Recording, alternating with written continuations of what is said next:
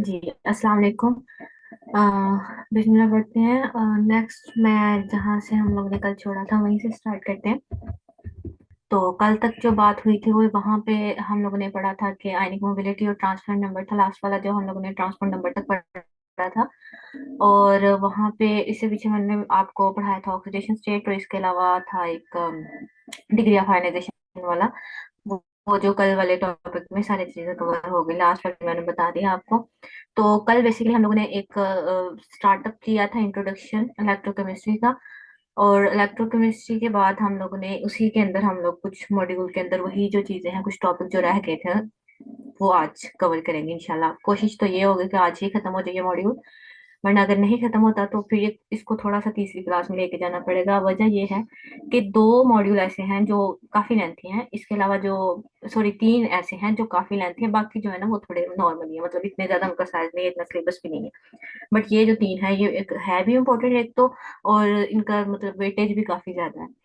तो electrochemical cell से start करते हैं। Electrochemical cell basically cell is assembly of the electrolyte and electrode.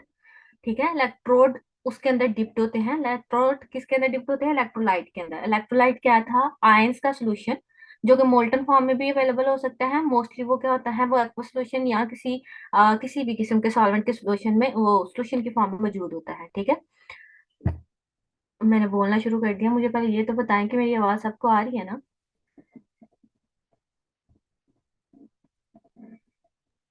जी, कोई एक बंदा चैट में मैसेज कर दे। जी मैडम, क्लियर है जी आवाज। ठीक है, ओके। ठीक है, फिर अच्छा आगे ये था कि ये असल में जो इलेक्ट्रोड की असेंबली है, वो जो इलेक्ट्रोलाइट में हम लोग इलेक्ट्रोड को डीप करते हैं और उसको किसी या तो सोर्स के साथ कनेक्ट करते हैं, या हम लोग उसके साथ, या रिसीवर जिसको सिंक भी कहा जाता है, कुछ लोग इसको रिसीवर भी कहते हैं, या इसको गल्वानोमीटर भी कह सकते हैं, जो कि इंडिकेट करेगा कि इलेक्ट्रिसिटी जनरेट होगी या फिर उसके अंदर हम लोग यूटिलाइज करेंगे। तो मोस्टली जो इलेक्ट्रोड होते हैं वो बेसिकली इलेक्ट्रोड जो है हमेशा ही मेटालिक इन नेचर होंगे। वजह क्या है? चाहे इलेक्ट्रोलिटिक सेल है, चाहे हम लोग दूसरा जो गैल्वेनिक सेल पढ़ते हैं, दोनों में ही इलेक्ट्रोड मेटालिक इन नेचर होंगे, क्योंकि आप लोगों ने या तो इलेक्ट्रिसिटी प्रोवाइड करनी होती है या उनके साथ उनके जरिए विड्रॉ भी करनी होती है। तो यहाँ पे जो मेन क्या जो चीज है इलेक्ट्रोड की, वो हमेशा मेटालिक इन नेचर होंगे, लेकिन हम लोग कुछ मुख्तलिफ किस्म के इलेक्ट्रोड आगे पढ़ेंगे, वो आपको क्लियर हो जाएगा कि किस किस्म के हो सकते हैं। इसके बाद अगर देखा जाए तो इलेक्ट्रोलाइट वो किसी भी मेटल का भी सोल्यूशन हो सकता है, इसके अलावा किसी भी मटेरियल का जिसकी आप लोगों ने इलेक्ट्रोड पोटेंशियल फाइंड करना है, जिसका पोटेंशियल फाइंड करना है बेसिकली। और हाफ सेल का भी आप लोगों ने एक नाम सुना होगा। हाफ सेल ये चीज होती है कि अगर आप लोग इसी कंप्लीट सेल वो होता है जिसमें एक एनोड और कैथोड होता है, वो अपने अपने रिस्पेक्टिव इलेक्ट्रोलाइट के सोल्यूशन में डिप्ट होते हैं। एक कंपार्टमेंट में भी हो सकते हैं, डिफरेंट कंपार्टमेंट में भी हो सकते हैं वहां पर, लेकिन एनोड और कैथोड दोनों होंगे। बट अगर आप लोग एक रिस्पेक्टिव सेल की एक रिस्पेक्टिव कंपार्टमेंट की बात करेंगे, एनोड डिप्ट है या कैथोड डिप्ट है, एक सेपरेट वाली बात कर देंगे, तो वो हाफ सेल होगा। ठीक है, उसका पोटेंशियल मेजर करना भी सिखाया जाएगा, लेकिन सेल्फ पोटेंशियल को मेजर करना आता हो तो फिर वो दूसरे पोटेंशियल की इतनी ज्यादा जो है ना जरूरत नहीं पेश आती। एनोड पे हमेशा ऑक्सीडेशन होगी, कैथोड पे हमेशा क्या होगी? रिडक्शन होगी। ये छोटी सी बात थी, लेकिन आगे जाके अगले स्लाइड पे आएंगे तो आप लोगों को पता चलेगा कि ये कौन से सेल में किस तरह से काम होता है। ठीक है, वो मैं आपको साइन के जरिए समझा दूंगी। इसके अलावा लिखा हुआ है two types of electrochemical cell इस तरह से जनरेट होते हैं, दो तरह के। मैंने पीछे कहा था जब मैंने ये लेक्चर स्टार्ट किया था, तो मैंने कहा था इलेक्ट्रोकेमिस्ट्री वो ब्रांच है जिसमें आप लोग दो तरह की इंटरेक्शन स्टडी करोगे। एक इंटरेक्शन ये होगी कि आप इलेक्ट्रिसिटी को यूटिलाइज करोगे और केमिकल रिएक्शन को टेक प्लेस कराओगे, और दूसरी जो इंटरेक्शन है उसमें आप लोग केमिकल रिएक्शन हो रहा होगा और उसकी वजह से आपकी इलेक्ट्रिसिटी जनरेट हो रही होगी, या इलेक्ट्रिकल एनर्जी भी उसे कह सकते हैं। ठीक है, तो यहाँ पे दो तरह का सेल आ जाता है। दो किस्म का सेल है, एक है आपका इलेक्ट्रोलिटिक सेल और एक है ग्लूकोनिक सेल, वो इससे नेक्स्ट स्लाइड होगी। फिलहाल अभी ये स्टैंडर्ड इलेक्ट्रोड पोटेंशियल है, जरा उस पर गौर कर ले। वो जो इलेक्ट्रोड हम लोग डिप करते हैं उसका जो पोटेंशियल है, उसका पोटेंशियल हमेशा स्टैंडर्ड इलेक्ट्रोड पोटेंशियल कहलाता है जब हम उसको स्टैंडर्ड कंडीशन पर मेजर करते हैं। स्टैंडर्ड कंडीशन क्या है? आपको 25 डिग्री सेंटीग्रेड टेम्परेचर होना चाहिए, जो कि 298 केल्विन होता है, 1 एटमॉस्फेरिक प्रेशर हो। उस पोटेंशियल पर जब किसी इलेक्ट्रोड को उसका पोटेंशियल मेजर किया जाता है, आदर इट इज एन मेटल भी होती है, नॉन मेटल भी होती है, क्योंकि हम लोग जब सीरीज बनाते हैं तो आप लोग सबका रिडक्शन पोटेंशियल चेक करोगे। यहाँ पे एक बात क्लियर कर लेना कि मैं आज जो बात करने वाली हूँ वो सारी की सारी स्टैंडर्ड रिडक्शन पोटेंशियल होगी, ऑक्सीडेशन पोटेंशियल की बात नहीं करूंगी। तो स्टैंडर्ड रिडक्शन पोटेंशियल का मतलब ये है, ये किसी एलिमेंट की वो एबिलिटी है जिसकी वजह से वो रिड्यूस हो सकता है। मतलब कि आप कहते हो कि एक एलिमेंट है मेरे पास, उस एलिमेंट का स्टैंडर्ड रिडक्शन पोटेंशियल अगर बहुत ज्यादा पॉजिटिव आ रहा है, इसका मतलब ये है कि वो एलिमेंट बहुत अच्छी इजीली जो है ना, वो आसानी से या इजीली क्या हो सकता है, वो रिड्यूस हो सकता है। लेकिन अगर आप कह दो कि किसी एलिमेंट का रिडक्शन पोटेंशियल बहुत कम है, नेगेटिव में आ गया है, तो नेगेटिव में आने का मतलब ये है कि बहुत कम रिडक्शन पोटेंशियल है, इसका मतलब वो एलिमेंट रिड्यूस होने की कैपेसिटी नहीं रखता। ठीक है। अच्छा, आसानी के लिए एक बात जरा याद रख लीजिएगा, मेटल जितनी भी होती हैं उनका जो रिडक्शन पोटेंशियल है वो नेगेटिव में होगा। वजह आपके सामने है, वो रिड्यूस नहीं हो सकती, वो दूसरों को रिड्यूस कर सकती हैं। तो आपको कल भी कहा था कि वो रिड्यूसिंग एजेंट है, लेकिन वो रिड्यूस नहीं हो सकती, वो दूसरे को रिड्यूस करने में हेल्प आउट करती हैं। तो स्टैंडर्ड रिडक्शन पोटेंशियल किन चीजों का पॉजिटिव होगा, वो नॉन मेटल्स का पॉजिटिव होगा, क्योंकि वो कैपेसिटी रखते हैं कि वो इलेक्ट्रॉन गेन करके रिड्यूस हो जाए। और जो है ऑक्सीडेशन पोटेंशियल बिल्कुल इसके बरक्स होगा। मतलब अगर मैं कहूँ, मैं इसीलिए यहाँ पे ये बात नहीं करना चाह रही थी, क्योंकि कुछ बच्चे यहाँ पे कंफ्यूज हो जाते हैं समटाइम।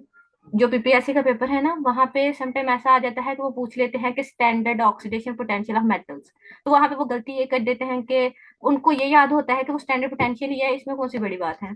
लेकिन एमसीक्यूज वो थोड़े से इस तरह से घुमाते हैं कि फॉर एग्जाम्पल वो आपसे पूछ लें कि मेटल का स्टैंडर्ड पोटेंशियल ऑक्सीडेशन पोटेंशियल वो कौन सा होगा, तो वो हमेशा पॉजिटिव होगा। वो बिल्कुल इससे उलट है। Oxidation potential standard reduction potential से उलट है। अब वो ये बात कर रहा है कि कौन सा एलिमेंट कितनी आसानी से ऑक्सीडाइज हो सकता है। तो आपने कहा मेटल की कैपेसिटी है, metal is has the ability to donate the electron rather than the gain. तो वो गेन के बजाय जब डोनेट करेंगे तो इसका मतलब तो यही हुआ ना, वो ऑक्सीडाइज होंगे, रिड्यूस नहीं हो सकते। तो इसका मतलब ये है कि ऑक्सीडेशन पोटेंशियल रिडक्शन पोटेंशियल के बिल्कुल उलट है। लेकिन एक बात याद रखिएगा, जो स्टैंडर्ड रिडक्शन पोटेंशियल है उसी की value same to same oxidation potential में होते हैं, बस सिर्फ और सिर्फ साइन चेंज होता है। मिसाल के तौर पर अगली जो सीरीज है, मैं यहाँ पे आपको सीरीज दिखाती हूँ, यह वाली सीरीज देख लीजिएगा जरा। सबसे ऊपर है फ्लोरीन, इसका रिडक्शन पोटेंशियल जो साथ दिया हुआ है, जिसमें लिखा हुआ है कि ये इलेक्ट्रॉन गेन करता है और इलेक्ट्रॉन गेन करने के बाद इसका रिडक्शन पोटेंशियल आ रहा है, वो है 2.87। ठीक है। अब 2.87 इसका रिडक्शन पोटेंशियल आ रहा है, इसका मतलब ये बहुत अच्छे तरीके से रिड्यूस हो सकती है। लेकिन अगर मैं यही कहूँ कि इसका मुझे ऑक्सीडेशन पोटेंशियल बताए, आपने कुछ भी नहीं करना, आपने डायरेक्ट सिर्फ इसका साइन चेंज करना है और आप कहेंगे -2.87 is the oxidation potential of that fluorine. ठीक है। कुछ भी नहीं करना, सिर्फ रिडक्शन पोटेंशियल है और ऑक्सीडेशन पोटेंशियल दोनों एक जैसी चीजें हैं। बट द डिफरेंस उसमें ये है कि आप लोगों ने कहना है कि एक उसकी रिडक्शन कैपेसिटी को शो कर रहा है, एक उसकी ऑक्सीडेशन की। और अगर मैं कहूँ कि ऑक्सीडेशन पोटेंशियल इसका नेगेटिव है, फ्लोरीन का अभी मैंने कह दिया कि वो नेगेटिव है, तो इसका मतलब ये हुआ कि अगर वो नेगेटिव जा रहा है तो उस ये फ्लोरीन जो एलिमेंट है ये कभी भी नहीं कर सकता ऑक्सीडाइज। ठीक है। तो ये रिड्यूस करने की कैपेसिटी रखता है, ऑक्सीडाइज करने की कैपेसिटी नहीं रखता। इलेक्ट्रोकेमिकल सीरीज आप लोगों ने पढ़ी हुई है, इलेक्ट्रोकेमिकल सीरीज में सारे एलिमेंट्स को अरेंज किया जाता है on the basis of their reduction potential. ये जो इधर मैंने दिखाई हुई है, ये स्टैंडर्ड रिडक्शन पोटेंशियल की बेस पे बनी हुई सीरीज है, ये ऑक्सीडेशन पोटेंशियल की बेस पे नहीं बनी हुई। ठीक है। लेकिन अगर मैं इसी के साथ एक और कॉलम क्रिएट कर देती और आपसे पूछती कि मुझे बता दो कि इसी का ये तो रिडक्शन पोटेंशियल, इनके ऑक्सीडेशन पोटेंशियल लिख दो, तो आप लोग डायरेक्ट क्या करेंगे, वही वैल्यूज लिखते जाएंगे, सिर्फ साइन चेंज करते जाएंगे। बट यहाँ पे फिलहाल के लिए आप लोग एक बात याद रख लो, उसके साथ कंफ्यूज नहीं होना। वो बस अपने कॉन्सेप्ट बैठा लो कि जो रिडक्शन हो रहा है, अगर ये मुझे रिडक्शन दे रहा है और मुझसे पूछ रहा है कि ऑक्सीडेशन क्या होगा, तो आप फौरन से उसको उलट जवाब देंगे। रिडक्शन करके जवाब आ जाएगा जो भी, उसको ऑक्सीडेशन में कन्वर्ट करने के लिए उसका साइन चेंज कर देंगे, दैट इज इट। तो यहाँ पे इलेक्ट्रोकेमिकल सीरीज की डेफिनेशन तो यही है कि arrangement of the element on the basis of their reduction potential भी हो सकती है, ऑक्सीडेशन भी हो सकती है, दोनों सीरीज अवेलेबल है। तो डिपेंड करता है आपको कौन सी सीरीज याद रह जाएगी आसानी से। ये आसानी से इसलिए याद रह जाती है रिडक्शन पोटेंशियल वाली, क्योंकि आप सबको पता होता है कि मेटल आसानी से इलेक्ट्रॉन दे देती है, इसका मतलब उनका रिडक्शन पोटेंशियल हमेशा नेगेटिव होगा। तो ये इसलिए ज्यादातर बुक्स में जो स्टैंडर्ड पोटेंशियल की इलेक्ट्रोकेमिकल सीरीज दी होती हैं, वो बेसिकली रिडक्शन रिडक्शन पोटेंशियल की बेस पर दी हुई होती है। इसके अलावा यहाँ पे लिखा हुआ है series arrange by the comparison of element with the standard hydrogen potential. Standard hydrogen electrode वो था जिसमें एस एच ई, वो इससे पीछे वाली स्लाइड में अगर आपको दिखाऊं तो यहाँ पे मैंने बताया कि हाइड्रोजन 1 एटमॉस्फेरिक प्रेशर पे प्लैटिनम के ऊपर अब्सॉर्ब करवाई जाती है। एब्सॉर्ब करवाने के बाद प्लैटिनम को ये जो हाइड्रोजन एब्सॉर्ब है उसको उसी के सोल्यूशन में डिप करके हाइड्रोजन गैस का ऊपर से प्रेशर अप्लाई किया जाता है, और उसके नतीजे के तौर पर जो उसका पोटेंशियल मेजर किया गया है, जो ऐसा चाहिए आप लोगों ने पढ़ा हुआ है, वो जीरो मेजर किया गया है। यहाँ पे ये हाइड्रोजन का आप लोगों को दिखाया गया है, ये बिल्कुल ये जीरो है। इसके कंपैरिजन जो है, आप लोग जब कंप्लीट सेल लेते हो तो इसको कंपैरेटिवली करके बाकी सारे एलिमेंट्स को इसी बेस पर अरेंज किया गया है कि आइदर वो पॉजिटिव पोटेंशियल शो करेंगे, रिडक्शन, यानी है वो हाइड्रोजन को रिड्यूस करेंगे या हाइड्रोजन को ऑक्सीडाइज करेंगे। तो हाइड्रोजन को जो रिड्यूस करेंगे, इसका मतलब है कि वो रिडक्शन पोटेंशियल उनका पॉजिटिव होगा, और जो उनको हाइड्रोजन को ऑक्सीडाइज कर देंगे, सॉरी, जो हाइड्रोजन को रिड्यूस कर देंगे यानी इलेक्ट्रॉन दे देंगे यानी कि मेटल्स, वो उनका ऑक्सीजन रिडक्शन पोटेंशियल नेगेटिव होगा, और जो ऊपर आ रहे हैं सीरीज में, जिनका फॉर एग्जांपल फ्लोरीन हो गया, ये सारी चीजें होंगी, वो हाइड्रोजन को ऑक्सीडाइज कर देंगे, उससे इलेक्ट्रॉन ले लेंगे, यानी उनका रिडक्शन पोटेंशियल हाइड्रोजन से ज्यादा है, इसलिए वो उससे ऊपर आ रहे हैं। वो हाइड्रोजन को भी रिड्यूस करने की कैपेसिटी रखते हैं। जो नीचे हैं वो हाइड्रोजन को रिड्यूस करने की कैपेसिटी नहीं रखते, वो हाइड्रोजन से रिड्यूस हो जाते हैं, इस वजह से उनका जो रिडक्शन पोटेंशियल है वो नेगेटिव आ रहा है। यहाँ तक बात क्लियर है? क्योंकि इसके बाद मैंने जो ऑप्शन डाले हुए हैं, वो जो एक स्लाइड देती हूँ मैं आप लोगों को ऑप्शन वाली, उसमें इस तरह के एक दो एमसीक्यूज हैं, तो जरा बता दें, अगर बात क्लियर है तो हम आगे चलते हैं। मैं सपोज रिडक्शन पोटेंशियल पॉजिटिव 2 है तो ऑक्सीडेशन पोटेंशियल -2 है, होगा, ठीक है, रिवर्स करना है, बिल्कुल ठीक है, बिल्कुल यही करना है। अच्छा जी, स्पीड स्लो, ठीक है, स्पीड स्लो कर लेते हैं, ठीक है।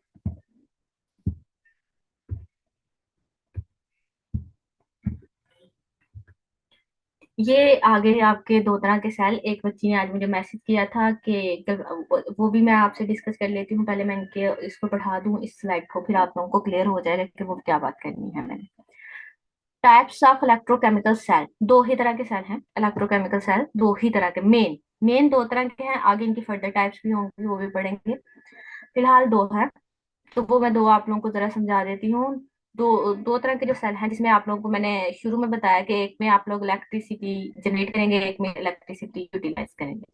तो इलेक्ट्रोलिटिक, लिटिक का मतलब होता है तोड़ना, तो इलेक्ट्रोलिटिक मतलब कि बिजली, या आप लोग कह सकते हो इलेक्ट्रिसिटी की मदद से आप लोग क्या करते हो, इलेक्ट्रोलाइट के सोल्यूशन में मौजूद जितने भी आयंस या कंपाउंड हैं उनको तोड़ते हो, ठीक है। तो इलेक्ट्रोलिटिक मतलब ऐसा ऐसा सेल जिसमें आप लोग क्या करते हो, इलेक्ट्रिसिटी को यूटिलाइज करते हो, और यूटिलाइज करने के नतीजे में आप लोग क्या करते हो, वो जो इलेक्ट्रोलाइट का सोल्यूशन है जिसके अंदर इलेक्ट्रोड को डिप किया गया है, उस इलेक्ट्रोड के ऊपर आप लोग क्या करते हो, इलेक्ट्रिकल एनर्जी को अप्लाई करते हो। अप्लाई करने के नतीजे के तौर पर वो इलेक्ट्रिसिटी फ्लो करती है इलेक्ट्रोलाइट के सोल्यूशन में। इलेक्ट्रोलाइट के सोल्यूशन में जैसे ही फ्लो करती है, उसके अंदर यानी जो इलेक्ट्रोलाइट मौजूद है, जिसे आप लोगों को मैंने कल पढ़ाया था, वो कंपाउंड जो आयोनाइज हो सकता है, तो इलेक्ट्रिसिटी के अप्लाई होने पर वो आयोनाइज हो जाता है कंप्लीटली। अब यहाँ पे चूंकि इलेक्ट्रिसिटी यूटिलाइज हुई है और आप लोगों ने कोई एक्सटर्नल एजेंट इस्तेमाल किया है, इलेक्ट्रिकल एनर्जी इस्तेमाल की है, तो इसका मतलब ये है कि ये नॉन स्पॉन्टेनियस रिएक्शन है। तो पहला पॉइंट है conversion of electrical energy into chemical energy. ये वो सेल है जिसमें हम इलेक्ट्रिकल एनर्जी को केमिकल एनर्जी में चेंज करते हैं। इसके नतीजे के तौर पर केमिकल स्पीशीज हमेशा आयनाइज हो जाती हैं, ठीक है, इलेक्ट्रिकल एनर्जी के नतीजे के तौर पर। जो आप लोगों ने अप्लाई किया है ना इलेक्ट्रोड, बेसिकली आप लोग क्या करते हो, एक कंपार्टमेंट लेते हो, जिसे बीकर भी कह सकते हो आप लोग, सेल वैसा ही होता है, उस सेल के अंदर इलेक्ट्रोड डिप करते हो, इलेक्ट्रोड डिप किया और उसके ऊपर इलेक्ट्रिसिटी को अप्लाई करते हो, इलेक्ट्रिसिटी अप्लाई होती है, एक कैथोड होता है एक एनोड होता है। तो जैसे ही इलेक्ट्रिसिटी अप्लाई होती है, इसका मतलब एक तरफ पॉजिटिव चार्ज आएगा, बैटरी का एक पॉजिटिव टर्मिनल जुड़ा होगा, और एक तरफ जो बैटरी का नेगेटिव टर्मिनल जुड़ा होगा। तो जिस पे पॉजिटिव टर्मिनल जुड़ा होगा, इलेक्ट्रोलाइट का सोल्यूशन जो मौजूद है, जिसमें आप लोगों ने इलेक्ट्रोड को डिप किया हुआ है, उसके अंदर जो पॉजिटिव केटायन होंगे वो नेगेटिव इलेक्ट्रोड की तरफ जाएंगे, और जो उसके अंदर नेगेटिव आयन मौजूद होंगे वो पॉजिटिव इलेक्ट्रोड की तरफ जाएंगे।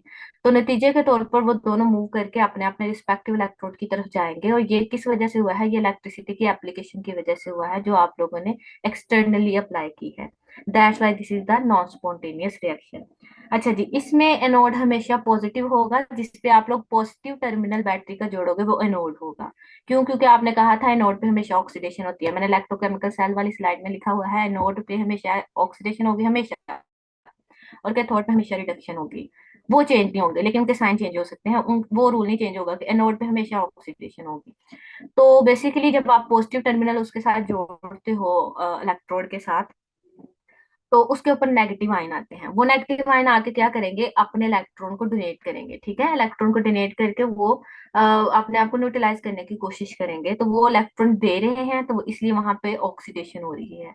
इसके बरक्स अगर कैथोड की बात की जाए, तो कैथोड जिसके साथ बैटरी का नेगेटिव टर्मिनल जुड़ा हुआ है, वो इलेक्ट्रोड जिसके साथ नेगेटिव टर्मिनल जुड़ा हुआ है बैटरी का, उसको कैथोड कहेंगे।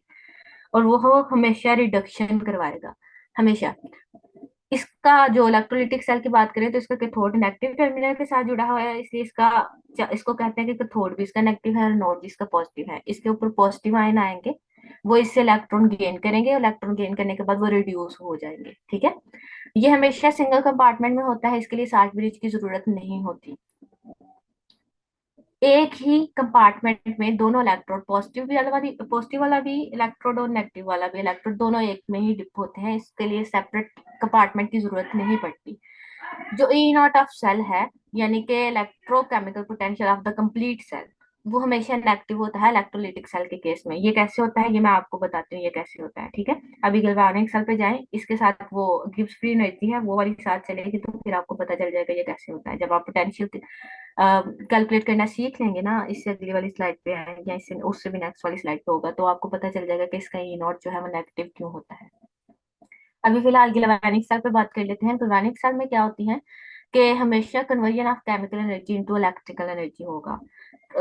जितने भी एक दो बच्चे ने ना मुझे मैसेज करके पूछा कि ये हमारा क्लियर करवा दें कि conversion of chemical energy into electrical energy है, तो वो गैल्वेनिक सेल होगा या फ्यूल सेल होगा? वो डेफिनेटली गैल्वेनिक सेल होगा। वो कहीं मुझे पता है वहां पे कुछ लोगों ने फ्यूल सेल का भी ऑप्शन पढ़ा होगा, लेकिन वहां पे एक कंडीशन होती है। अगर कंबस्टन की वजह से, बेसिकली फ्यूल सेल जो है ना वो गैल्वेनिक सेल की ही टाइप है। उसमें सिर्फ एक फर्क है, टाइप मतलब इसकी कैटेगरी में ही कह लें वो आती है। फ्यूल सेल में सिर्फ फर्क ये होता है कि कंबस्टन की वजह से ना इलेक्ट्रिसिटी जनरेट हो रही होती है। केमिकल रिएक्शन तो हो रहा है, लेकिन हाइड्रोजन ऑक्सीजन की प्रेजेंस में कंबस्टन होती है, जाहिर सी बात है ऑक्सीजन की प्रेजेंस में कंबस्टन होगी। बट वहां पे फर्क ये होता है कि यहाँ पे कोई भी केमिकल रिएक्शन जो है उससे इलेक्ट्रिसिटी जनरेट कर सकते हैं, बट वहां पे सिर्फ कंबस्टन के जरिए। तो जब ऑप्शन आप लोगों को आएगा उसके अंदर लिखा होगा ब्रैकेट में, या तो उन्होंने कंबस्टन लिखा होगा ब्रैकेट में, वरना वो आपने कुछ भी नहीं सोचना, आपने गैल्वेनिक सेल लगा देना है। Conversion of chemical energy into electrical energy is always under the take place in the galvanic cell. ठीक है, वो हमेशा इसी में होगी, फ्यूल सेल में नहीं होगी। होती है उसमें भी इलेक्ट्रिसिटी जनरेट, बट वो कंबस्टन में होगी, उसके साथ कंडीशन होती है। आगे है केमिकल सिपीशीज जनरेट द इलेक्ट्रिसिटी। अच्छा जी, पहले से इलेक्ट्रोलाइट जो बना हुआ होगा उसमें जो केमिकल सिपीशीज मौजूद होंगी आयनाइज्ड फॉर्म में, वो इलेक्ट्रिसिटी को जनरेट करवाएंगी। अब आप लोगों ने कोई सोर्स अप्लाई नहीं किया इलेक्ट्रिसिटी का, कोई एक्सटर्नल एड या एक्सटर्नल एजेंट की जरूरत नहीं पड़ी, तो ये जो है सेल, ये हमेशा स्पॉन्टेनियस सेल होता है। और इसके लिए दो कंपार्टमेंट चाहिए होते हैं। दो कंपार्टमेंट किस लिए चाहिए होते हैं? एक कंपार्टमेंट में एनोडिक रिएक्शन हो रहे होते हैं और दूसरे कंपार्टमेंट में कैथोडिक रिएक्शन हो रहे होते हैं, और इनके दरमियान साल्ट ब्रिज भी लगा हुआ होता है। साल्ट ब्रिज की कंपोजिशन केसीएल भी होती है, एगर एगर जेली भी होती है। इसके अलावा भी आप कुछ दो चार मटेरियल यूज कर सकते हैं, बट ये सबसे इंपॉर्टेंट है केसीएल एंड एगर एगर। ये जेली नुमा मटेरियल होता है जो कि आयंस की कंसंट्रेशन को मेंटेन करने के लिए दोनों कंपार्टमेंट्स के अंदर लगाया जाता है। एनोड इसका नेगेटिव होता है। मैम एनोड कौन सी चीजें नेगेटिव आपने बताई हैं? मैंने बताया है KCL and agar agar KCL jelly. और AgAr सेकंड वाले की AgA। समझ नहीं आ रही। ठीक है, मैं लिख देती हूँ। एगर एगर जेली होती है, ठीक है, मैं वो आपको बता दूंगी। अच्छा जी, इसका नोड नेगेटिव होता है। ये सबसे बड़ा डिफरेंस है गैल्वेनिक सेल और इलेक्ट्रोलिटिक सेल में। वो ये डिफरेंस है कि एनोड इसका नेगेटिव होने की वजह बताती हूँ आपको। एनोड नेगेटिव इसलिए है, जैसे ही आप लोग क्या करते हो, मेटल इलेक्ट्रोड को उसके आयनिक सोल्यूशन में डिप करते हो, तो क्या होता है कि यहाँ से मेटल जाती है अपनी इलेक्ट्रोड के पास। सॉरी, कौन बोल रहा है?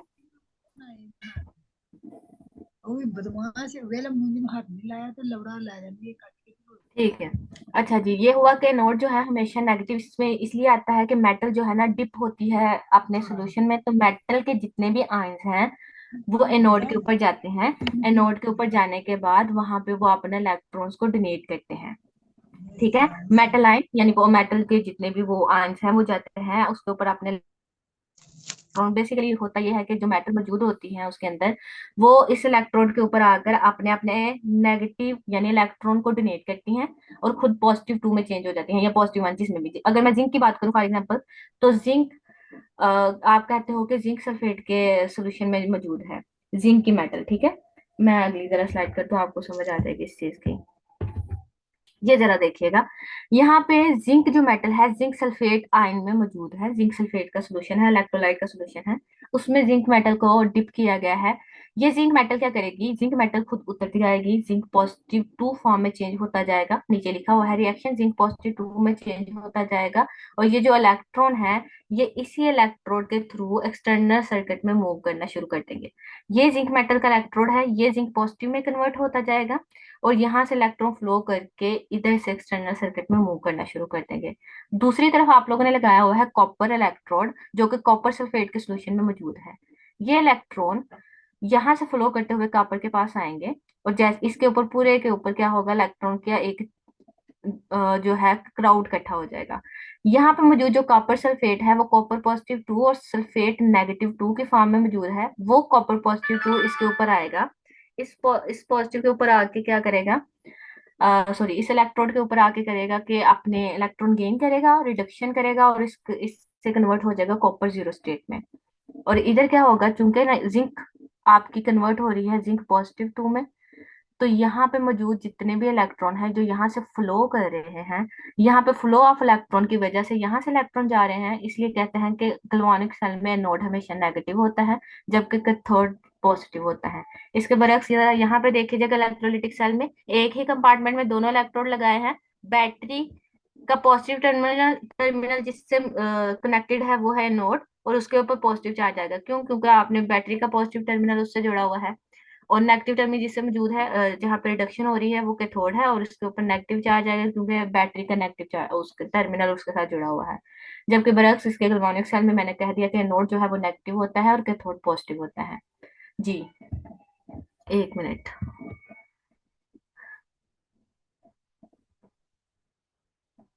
ये एक बच्चे ने कहा, मैम अगर conversion of chemical energy of fuel into electrical energy हो है अगर होगा क्वेश्चन, तब बी कार्बोनिक सेल आएगा। नहीं नहीं, फिर देखें ना, आप chemical energy of fuel, fuel अगर आप उसने लिख दिया है तो आप डेफिनेटली यहाँ पे फ्यूल सेल लगाएंगे।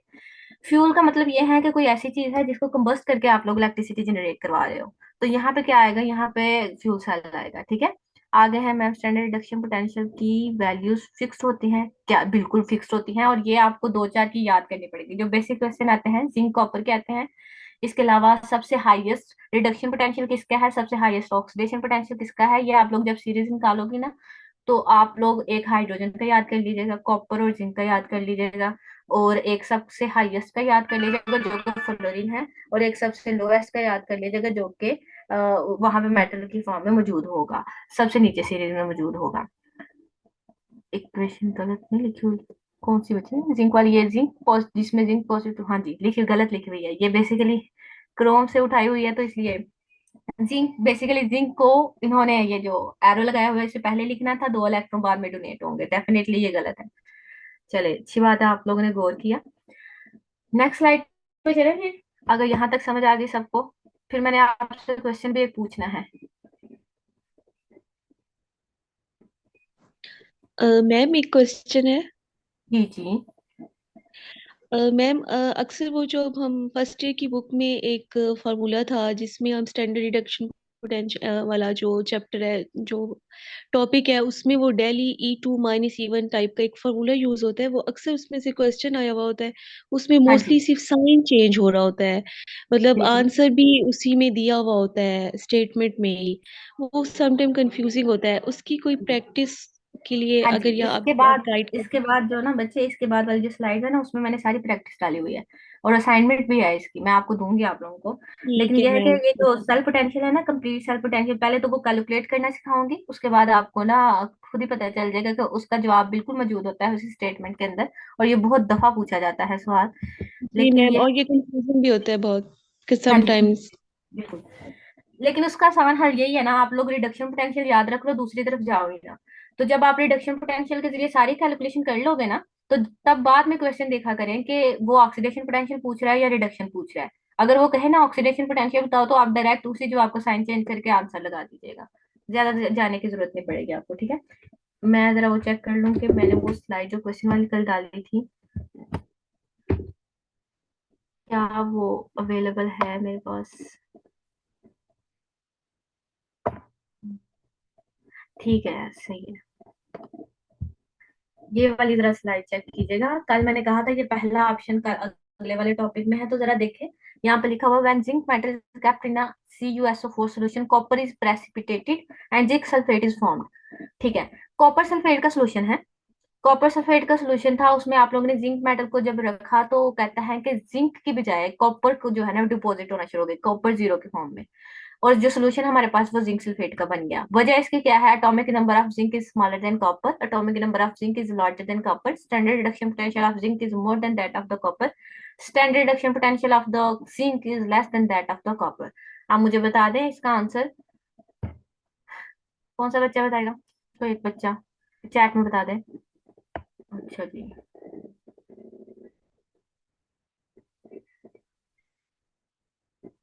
अच्छा, ताहिरा ने पूछा है मैम एनोड अगर नेगेटिव भी हो तब भी ऑक्सीडेशन होगी, बिल्कुल होगी, एनोड पे हमेशा ही ऑक्सीडेशन होनी है। एनोड का ऑक्सीडेशन रिडक्शन से कोई लेना देना नहीं, साइन से कोई लेना देना नहीं है, हमेशा एनोड पे ऑक्सीडेशन होगी और कैथोड पे हमेशा हमेशा हमेशा रिडक्शन ही होगी। साइन से कोई रिलेशन नहीं है, साइन सिर्फ और सिर्फ सेल्स के दरमियान डिफरेंस करने के लिए है, गैल्वानिक सेल और इलेक्ट्रोलाइटिक सेल में, ठीक है। अब ये जरा मुझे बता दें कि ये जो क्वेश्चन नंबर 1 है इसका आंसर कौन करेगा।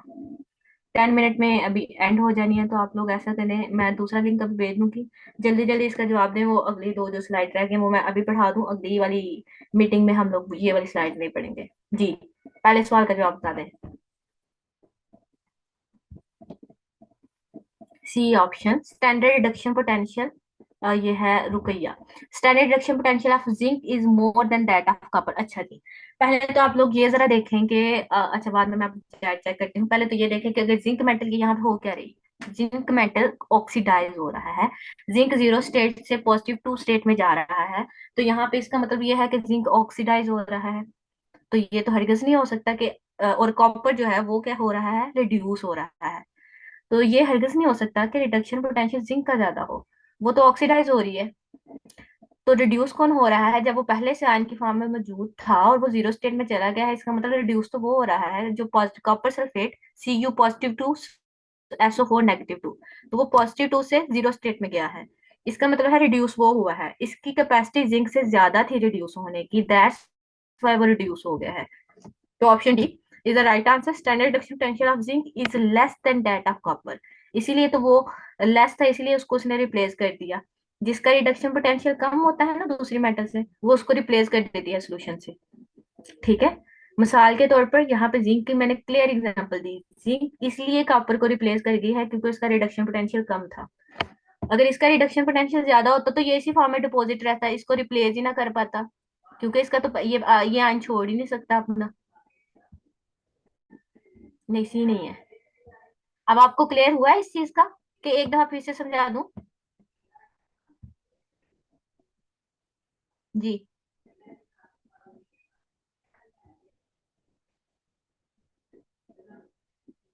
अच्छा जी, रिपीट,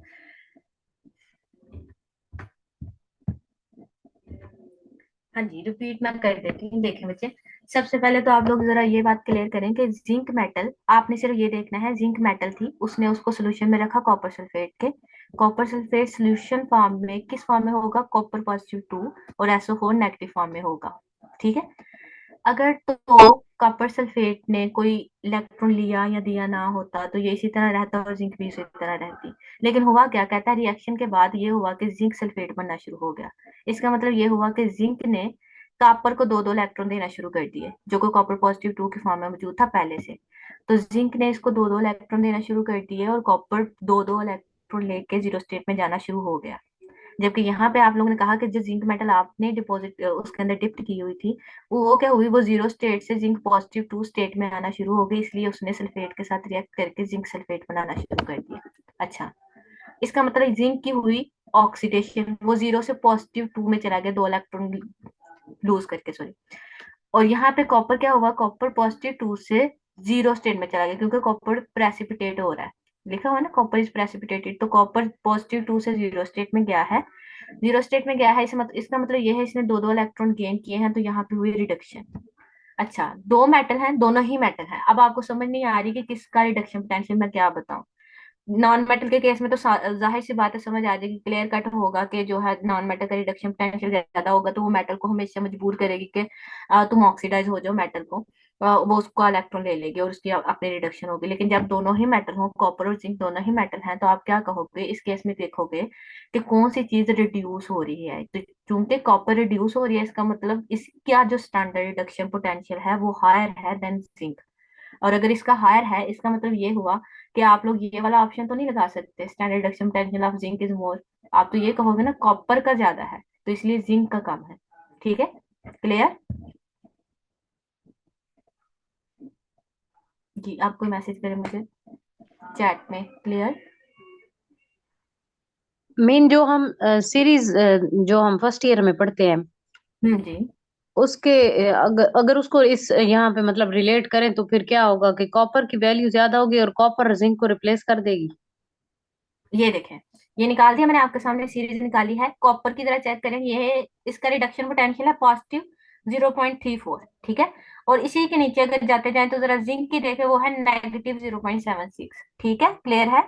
इसका मतलब है कॉपर ज्यादा रिडक्शन पोटेंशियल रखती है, इसकी कैपेसिटी है कि ये रिड्यूस हो जाए, ठीक है, रिड्यूस हो जाए। और जिंक की कैपेसिटी है कि ये उसको रिड्यूस कर दे। क्यों? क्योंकि इसकी ये खुद इलेक्ट्रॉन क्या करती है, देना पसंद करती है, लेना नहीं पसंद करती। अब क्लियर हुआ? जी मैम, जी वैल्यू क्लियर है। से हाँ जी, मतलब वैल्यू से यही होगा क्लियर हो कि गया जो ना? चीज ऊपर होगी वो जो हाँ चीज जी, ऊपर हाँ होगी वो जी, दूसरे को रिप्लेस कर देगी। बिल्कुल रिप्लेस करेगी। जो और जिंक और हाइड्रोजन से कॉपर ऊपर का जब भी केस हो तो कॉपर ही रिप्लेस करेगी जिंक को मतलब। जिंक रिप्लेस करेगी कॉपर को सोल्यूशन में। नहीं मतलब अभी यहाँ पे जिंक की जगह पे कॉपर आया था ना। नहीं नहीं, ये देखें, ये है, जिंक मेटल को रखा कॉपर तो की जगह पे कॉपर जिंक आया सल्फेट था, जिंक कॉपर की जगह ले गया, ठीक है। अब यहाँ पे टाइप्स ऑफ इलेक्ट्रोकेमिकल सेल, ये उसकी जनरल एक फॉर्म है, ये उसको आपने इलेक्ट्रोलिटिक सेल या गैल्वेनिक सेल से रिलेट नहीं करना, ये सिर्फ एक उसकी टर्मिनोलॉजी है, वो आप लोग जरा याद कर लीजिएगा।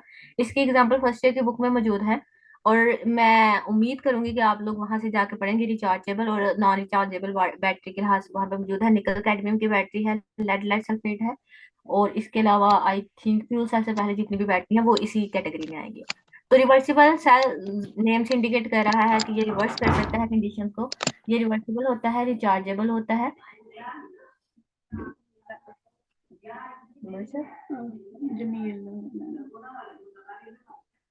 तो ये हुआ था कि ये रिवर्सिबल है, इसमें कंडीशंस को आप रिवर्स कर सकते हो, थर्मोडायनामिक रिवर्सिबिलिटी शो करता है। ये रिचार्जेबल होता है, और इसमें जो कंडीशन रिवर्स होने का मतलब ये है कि यहाँ पे अगर आप लोगों ने एनोड और कैथोड जो भी बनाया हुआ है, जो भी केमिकल रिएक्शन प्रोसीड होकर इलेक्ट्रिसिटी जनरेट अगर की है, ठीक है, तो उस इलेक्ट्रिसिटी के जनरेशन के बाद आप लोगों को उसी सेल को दोबारा रिचार्ज करना पड़ेगा, ताकि वो दोबारा से क्या करे, अपने अंदर वो कैपेसिटी क्रिएट कर ले कि वो दोबारा से आपको यूटिलाइज कर सके। मिसाल के तौर पर आप यूपीएस में ऐसा करते हो, यूपीएस वगैरह की बैटरीज में उसमें क्या किया जाता है कि आप सबसे पहले तो उसको चार्ज करते हो।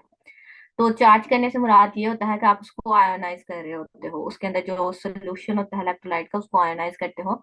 और आयोनाइज करने के बाद जब वो कंप्लीटली चार्ज हो जाता है, तो जैसे ही चार्ज होता है तो दोबारा से वो आयोनाइज जो आयन होते हैं उसके अंदर, इलेक्ट्रोलाइट के अंदर, वो क्या करते हैं, वो इलेक्ट्रिसिटी जनरेट करते हैं।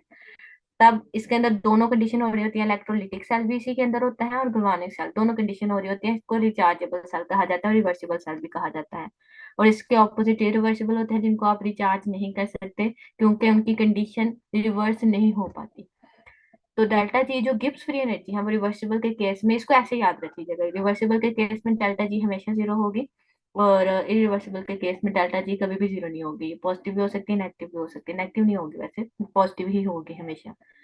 ठीक है, नेगेटिव क्यों नहीं होगी, वो अगली दो स्लाइड्स हैं जहाँ पे गिब्स फ्री एनर्जी है वो आपको दिखाएगी कि Gibbs free energy spontaneous reaction के लिए हमेशा नेगेटिव होती है, पॉजिटिव नहीं होती। तो ये ये इसकी जो डेफिनेशन है रिवर्सिबल रिवर्सिबल की, इसकी कंडीशन ये है कि रिवर्सिबल तब होगा सर जब आप लोगों ने जो इलेक्ट्रिसिटी जनरेट करवाई है, ईएमएफ बेसिकली जो पोटेंशियल जनरेट करवाया है वो, 1 मिनट रह गया, ये मैं यहाँ पे रोकती हूँ, अगली मीटिंग का मैं लिंक भेजती हूँ आप लोगों को, वो आप लोग चेक। यहाँ पे कंडीशन ऑफ रिवर्सिबिलिटी मैं आपको बताने लगी थी कि कोई सेल कौन सा रिवर्सिबल हो सकता है। तो यहाँ पे मैं बता रही हूँ कि 3 कंडीशन हो सकती हैं सेल रिवर्सिबल होगा। अगर ये 3 कंडीशन फॉलो नहीं होंगी तो सेल रिवर्सिबल नहीं होगा, बल्कि वो इरिवर्सिबल की कैटेगरी में आ जाएगा। तो पहला ये है कि if the generating EMF is equal to the applied potential to see as the current flow and no any current flow through the cell. Generating EMF क्या है, बेसिकली जब आप लोग इलेक्ट्रिसिटी केमिकल रिएक्शन के जरिए इलेक्ट्रिक करंट जनरेट कर रहे होते हो ना, तो वो ईएमएफ की फॉर्म में रिकॉर्ड हो रही होती है, ऊपर गैल्वेनोमीटर लगा होता है तो वो लगा। अब वो जो ईएमएफ जनरेट हुआ है, कहता है अगर वो परफेक्टली इक्वल हो, जितना भी जनरेट हो गया है उसको आप मतलब गैल्वेनिक सेल से निकालो, उसको इलेक्ट्रोलिटिक सेल बनाओ और उसके ऊपर क्या करो, अप्लाई करो अपने पास इलेक्ट्रिसिटी। अगर वो दोनों इक्वल हैं इसका मतलब रिवर्सिबल हो गया ना, जितनी इलेक्ट्रिसिटी उसने प्रोड्यूस की उतनी इलेक्ट्रिसिटी लगाने पर वो दोबारा के दोबारा सारी कंडीशन क्या करते हैं, रिवर्स करते हैं। यानी आप ये कह सकते हैं कि अगर एक सोल्यूशन आयन बनाने में जितनी इलेक्ट्रिसिटी जनरेट कर रहा है, उसके आयन की वजह से जितनी इलेक्ट्रिसिटी प्रोड्यूस हो रही है, तो जब आप उनको कंपाउंड फॉर्म में वापस लेके आओगे तो उसके ऊपर उतनी इलेक्ट्रिसिटी अप्लाई की जाए तो फिर क्या होगा, आपका सेल रिवर्सिबल होगा। इसकी 2 कंडीशन है आगे, जो थोड़ा सा स्लाइटली ग्रेटर भी हो सकता है, लोअर भी हो सकता है। अगर तो ग्रेटर है देन ये बहुत कम कंडीशन होती है कि आपका जो जनरेटिंग ईएमएफ है वो ग्रेटर हो जाए। ऐसा बहुत मुश्किल होता है कि उसकी फिर करंट को रोकने के लिए आप थोड़ा भी अप्लाई करोगे तो रुक जाएगा। ये तो कोई सुपर नेचुरल वाला काम होता है, लेकिन थोड़ा बहुत फर्क इस वजह से पड़ जाता है कि आप लोग क्या करते हो, कंटेमिनेट कर देते हो अपने इलेक्ट्रोलाइट के सोल्यूशन को, और उसके अंदर कोई कुछ और आयन जो है वो मौजूद होते हैं और उन आयन की वजह से ईएमएफ जो है ना आपका ग्रेटर हो जाता है। तो ये सेकंड कंडीशन जो है वो इतनी ज्यादा फॉलो अप नहीं होती, बट थर्ड कंडीशन बहुत ज्यादा फॉलो अप होती है क्योंकि ज्यादातर जो काम है वो थर्ड कंडीशन पे ही अप्लाई होता है। समटाइम क्या होता है, कंडीशन आइडियल ना होने की वजह से जो आप लोगों का ईएमएफ जनरेट होता है उससे थोड़ा सा ज्यादा पोटेंशियल अप्लाई करके उसकी करंट को रोकना पड़ता है। ठीक है, वो ज्यादा इसलिए लगाना पड़ता है क्योंकि कंडीशन एक तो आइडियल नहीं है, तो वो जो आइडियल ना होने की वजह से कहता है कि उसके अंदर ना दूसरे भी आयन होते हैं उनको भी रोकना पड़ जाता है, ये भी हो जाता है कई दफा। ठीक है, तो ये जो थर्ड कंडीशन है आप लोग ये कहेंगे कि मैम कितना वो पोटेंशियल लोअर हो तो फिर वो वैसे तो लोअर हो या बिल्कुल जीरो हो जाए तो फिर तो वो इरिवर्सिबल हो जाना चाहिए। ठीक है, फिर तो कोई रिवर्सिबल की कंडीशन ही होनी चाहिए। बहुत कम हो जाए तो फिर आप लोग कहते हो कि वो रिवर्सिबल है। अब कितना कम हो, वो 60 मिली वोल्ट जो अप्लाई किया जाता है, 60 मिली वोल्ट तक अगर डिफरेंस आ जाए दोनों ईएमएफ और अप्लाइड पोटेंशियल में, जनरेटिंग ईएमएफ और अप्लाइड पोटेंशियल में, तो फिर आप लोग कहते हो कि आपका सेल रिवर्सिबल है। अगर इससे ज्यादा आए तो फिर आपका सेल रिवर्सिबल नहीं है, वो इरिवर्सिबल की कैटेगरी में आएगा। ठीक है, नेक्स्ट चलते हैं। ये तो आप लोगों का हो गया ये वाला। क्लासिफिकेशन ऑफ इलेक्ट्रोड की बात करते हैं।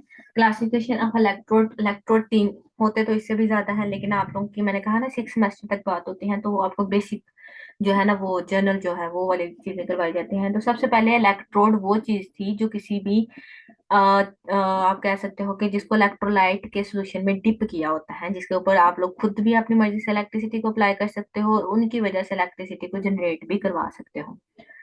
फर्स्ट काइंड ऑफ इलेक्ट्रोड कौन से होते हैं, फर्स्ट काइंड ऑफ इलेक्ट्रोड की बात करें तो ये 3 तरह के होते हैं।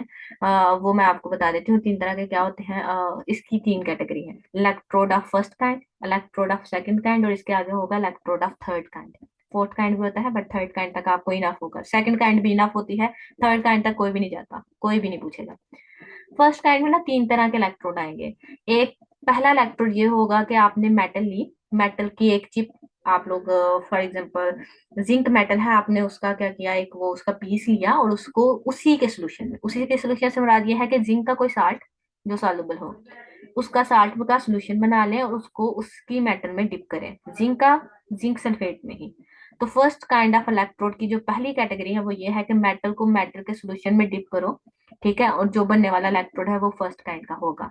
इसी की फर्स्ट काइंड में एक दूसरी तरह का इलेक्ट्रोड होता है जिसको अमलगम कहा जाता है, ठीक है। कुछ बच्चे यहाँ पे गलती करते हैं, अमल सेकंड काइंड को फर्स्ट काइंड के साथ मिक्स कर देते हैं। जो सेकंड काइंड है ना वो बिल्कुल ही हट के है, वो अभी मैं आपको थोड़ा सा ना करूंगी। इसमें जो अमलगम बनाया जाता है ना बेसिकली, उसमें उसी मेटल को आप 100% प्योर नहीं लेते। ऊपर जो मैंने कहा ना मेटल को मेटल के सोल्यूशन में ही डालना है, ये देखें जैसे silver immersed in silver nitrate solution, silver है और उसी का साल्ट है, उसके सोल्यूशन में दोनों को डिप किया है और एक आपके पास इलेक्ट्रोड प्रिपेयर हो गया।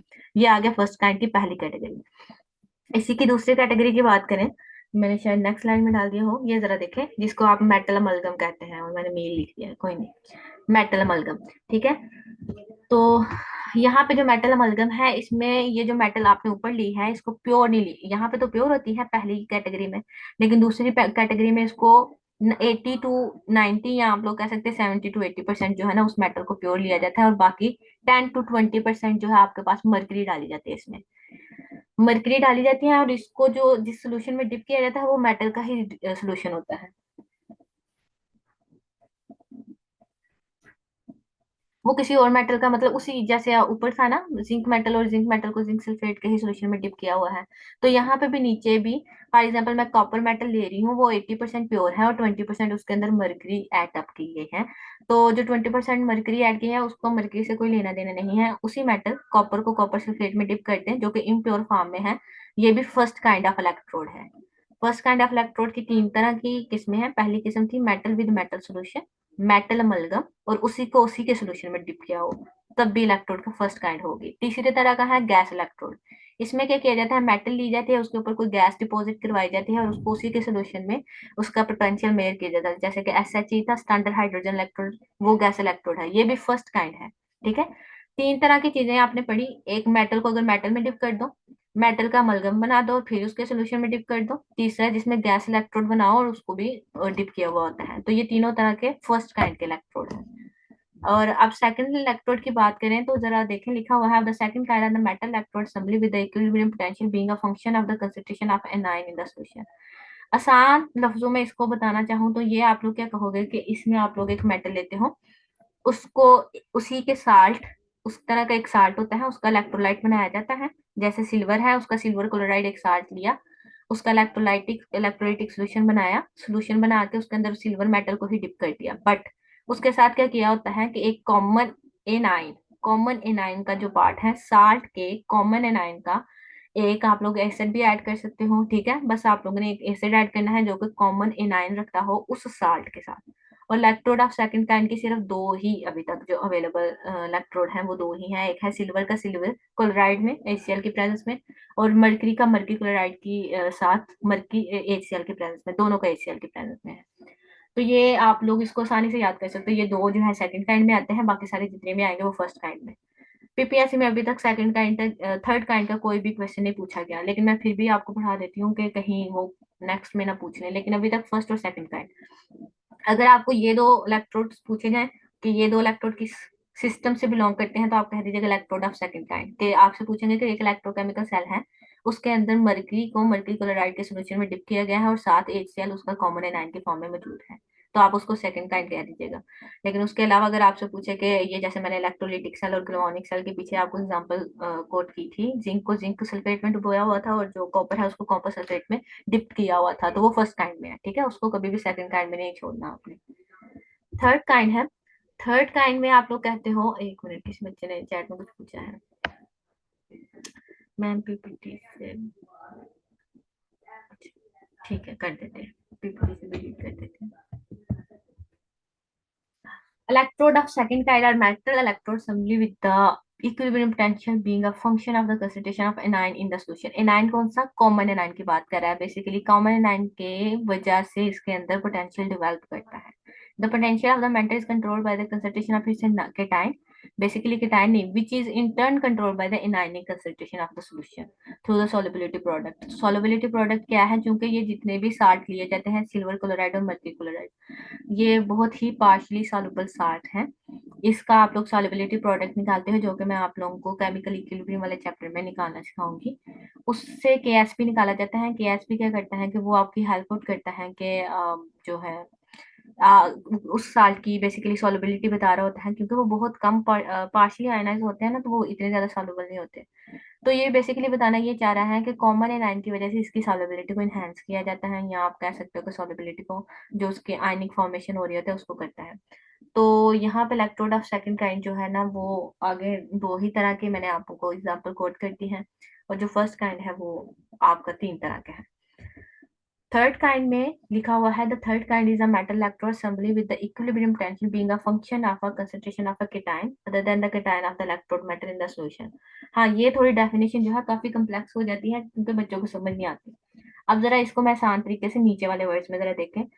इसमें क्या होगा? assembly the equilibrium potential being a function of concentration of cation। जरा नीचे देखें, मैंने कहा कि इसमें क्या होगा, 3 तरह की चीजें होंगी। एक तो मेटल होगी, जिसको आप लोग उसी मेटल के साल्ट के साथ, इनसॉल्युबल साल्ट होना चाहिए यहाँ पे, इनसॉल्युबल साल्ट होगा, उसके अंदर डिप करेंगे। लेकिन इनसॉल्युबल साल्ट के साथ एक और साल्ट होगा जिसका एनायन बिल्कुल सिमिलर टू दैट होगा जो आपने मेटल का लिया हुआ है।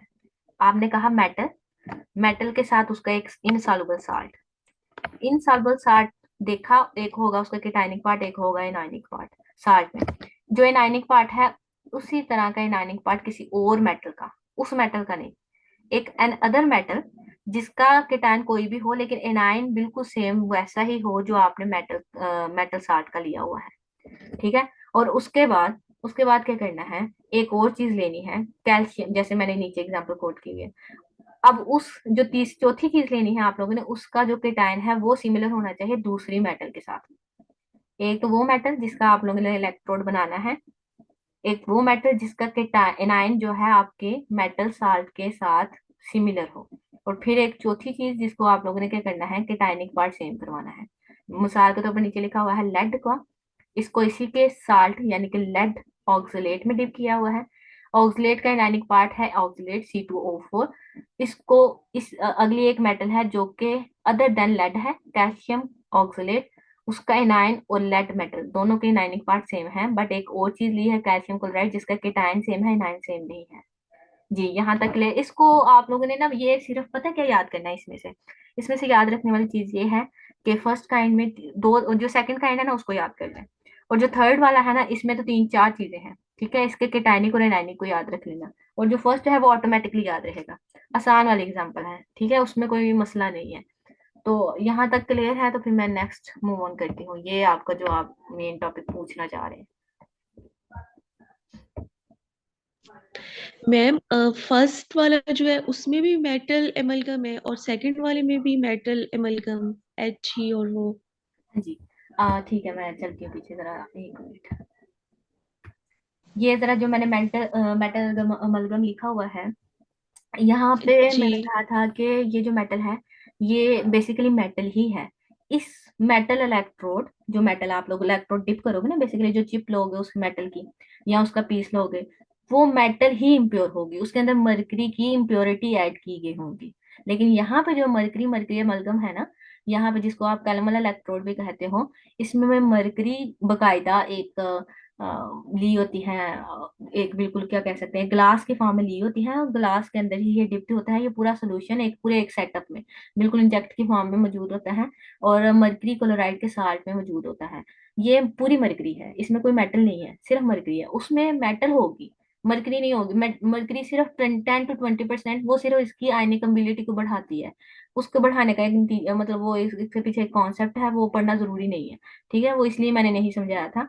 लेकिन उसमें मेटल ही होगी, उसमें थोड़ी सी अमाउंट में मर्क्यूरी डाल जाती है, 10 to 20%। नेक्स्ट पे चलते हैं फिर सेल पोटेंशियल। सेल पोटेंशियल, ये आपके सामने एक गैल्वेनिक सेल, मैंने आप लोगों के बना बनाया कंपार्टमेंट है, एक जिंक है, एक तरफ कॉपर है। हाँ, कुछ कहेंगे कि पहले तो पीछे राइट हैंड पे था, अब लेफ्ट हैंड पे क्यों आ गया, तो इसका कोई मसला नहीं है। क्योंकि वोल्ट मीटर तो ऊपर ही लगा होगा और इलेक्ट्रॉन को पता है कहाँ से कहाँ तक फ्लो करना है, किस तरफ से लेके किस तरफ फ्लो करना है। अब वो कह रहे थे आप लोग ई नॉट वाला कई दफा क्वेश्चन पूछ लेते हैं। अच्छा, कुछ ना सम टाइम आता है कि स्टैंडर्ड कंडीशन पे पूछा होता है कि आप सेल का पोटेंशियल हमें कैलकुलेट करते स्टैंडर्ड पोजीशन पे, सॉरी कंडीशंस पे।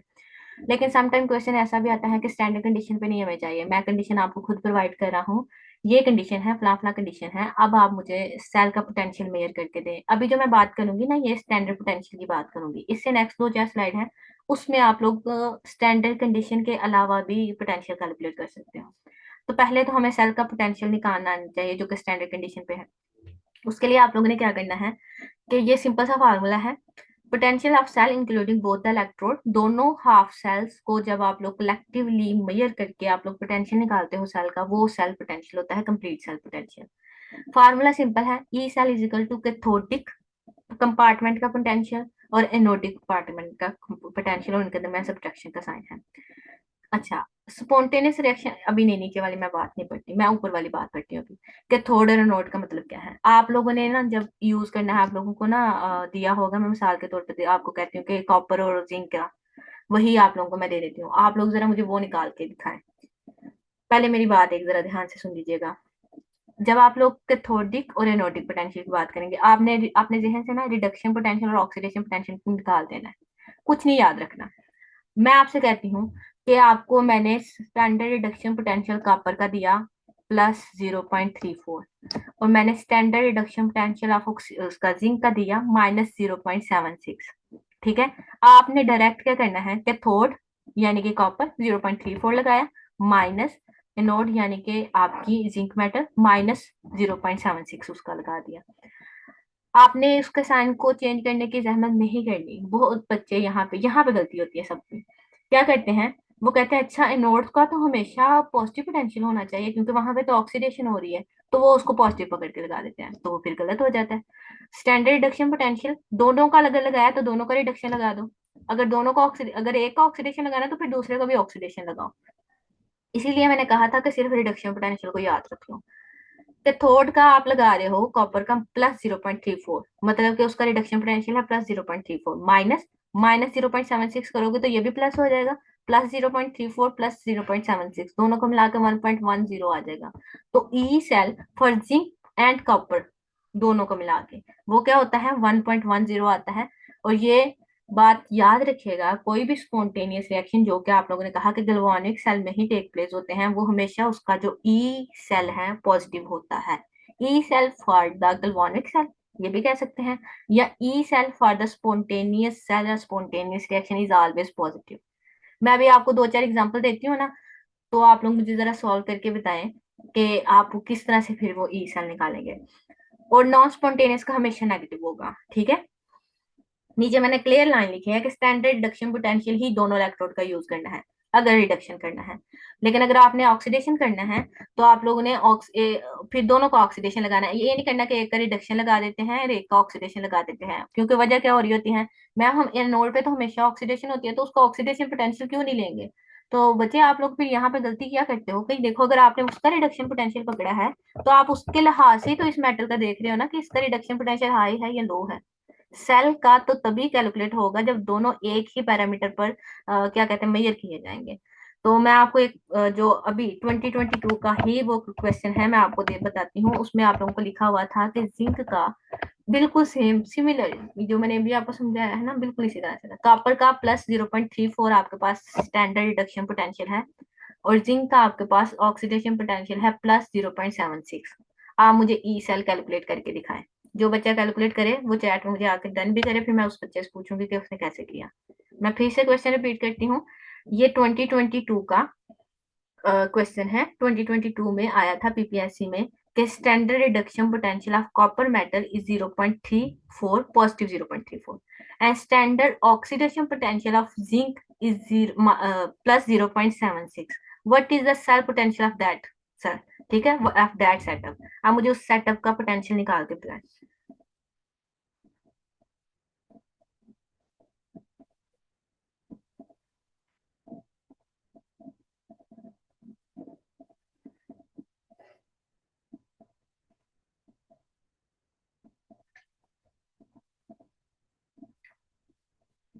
जी, किसी बच्चे ने आंसर नहीं किया, ना चैट में आया कोई अभी तक।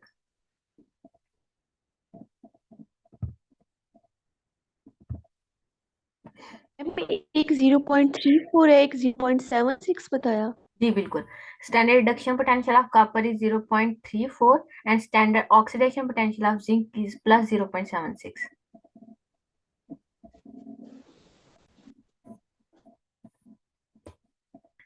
क्वेश्चन दोबारा रिपीट करती हूँ कि sorry, standard reduction potential of cathode is plus 0.34 and standard reduction potential of zinc is plus 0.76. What is the potential of the cell? इसके अंदर एक और क्वेश्चन है, वो भी मैं पूछूंगी आपसे।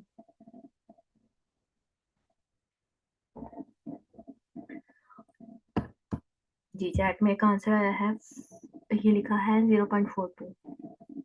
ये कौन है? ताहिर। एंड इरम का भी 0.42 आया है। गुड, अच्छा जी, कैसे, मैं भी पूछ रही थी। हाँ जी ताहिर, आप बताएं पहले, आपने 4.42 कैसे लिख लिया इसको?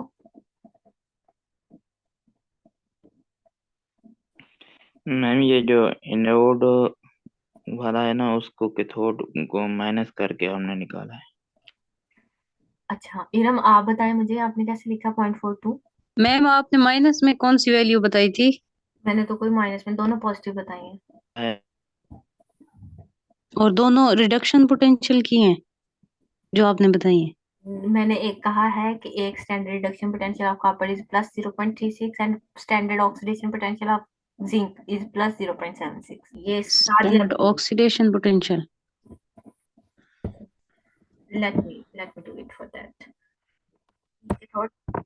माइनस ई एनोड। ठीक है, सबको ये शो हो रहा है? जी मैम, जी मैम, शो हो हो रहा रहा है। ठीक है। अब मैंने जो आपसे क्वेश्चन किया है, जरा उस पर गौर कीजिएगा। मैंने कहा standard reduction potential of copper, इसका SRP क्या है? प्लस 0.34, जबकि standard oxidation potential of zinc plus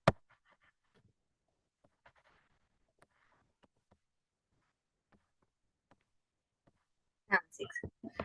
अच्छा जी, इसका मैंने लिया रिडक्शन पोटेंशियल, वो है 0.34 माइनस इसका है ऑक्सीडेशन पोटेंशियल। तो मैंने कहा कि दोनों को जब करेंगे तो क्या लगाना है, दोनों पैरामीटर एक जैसे होने चाहिए। तो क्या आप लोगों ने जिंक का रिडक्शन पोटेंशियल नहीं लेना था? जिंक का भी आपने रिडक्शन पोटेंशियल ही लेना था। वो क्या होगा, वो वैल्यू तो सेम होगी, लेकिन फर्क क्या होगा, माइनस होगा। माइनस 0.76। आप लगाएं यहाँ पे reduction potential.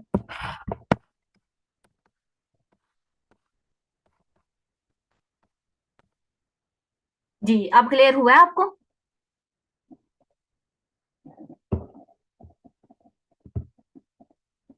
Both reduction potential will be added, very good.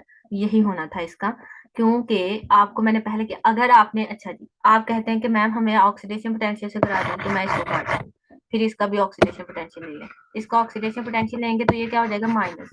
अब जरा निकालें, ई कैथोड करेंगे, कैथोड का माइनस 0.34 और ये माइनस प्लस 0.76। जरा करें इसको, ये क्या आएगा, ये मैंने कहा था माइनस 1.1 आ जाएगा ना। लेकिन ये क्या किया आपने, ये निकाला है ऑक्सीडेशन पोटेंशियल की बेस पे। तो इसका रिडक्शन ई सेल ऑफ जो है आएगा, ई सेल फॉर रिडक्शन आएगा। रिडक्शन के लिए क्या आएगा, वो आएगा प्लस 1.10। दोनों तरह से कर सकते हैं, लेकिन रिडक्शन पोटेंशियल इसीलिए प्रेफरेंस दिया जाता है क्योंकि जितने भी सेल है वो रिडक्शन पोटेंशियल की बेस पर अप्लाई किए जाते हैं। चले जी, मैं समझती हूँ कि ये जो चीज है आप आपको समझ आ चुकी होगी, तो मैं यहाँ से मूव ऑन करना शुरू करती हूँ।